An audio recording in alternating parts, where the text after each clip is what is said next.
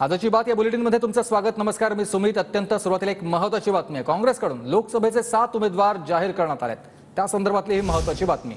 प्रणिती शिंदे यांना सोलापूरमधून तिकीट जाहीर करण्यात आलेलं आहे, तर पुण्यामधून रवींद्र धंगेकर आणि कोल्हापुरातून शाहू महाराज यांना उमेदवारी जाहीर करण्यात आलेली आहे। काँग्रेसने आपल्या 18 जागांपैकी राज्यातल्या 7 जागांची उमेदवारी घोषित केलेली आहे, ज्याच्यामध्ये आपण बघतोय पुण्यामधून रवींद्र धंगेकर यांना उमेदवारी जाहीर केलेली आहे। तर ग्राफिक्सच्या माध्यमातून आपण बघूयात। सोलापूरमधून प्रणिती शिंदे, कोल्हापूरमधून शाहू महाराज आणि पुण्यातून रवींद्र धंगेकर यांना उमेदवारी जाहीर झालेली आहे, तर नंदुरबारमधून गोपाल पाडवी यांना उमेदवारी जाहीर करण्यात आलेली आहे।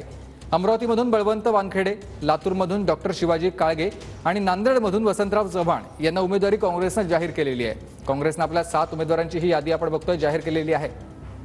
पहिली यादी आहे ही काँग्रेसची।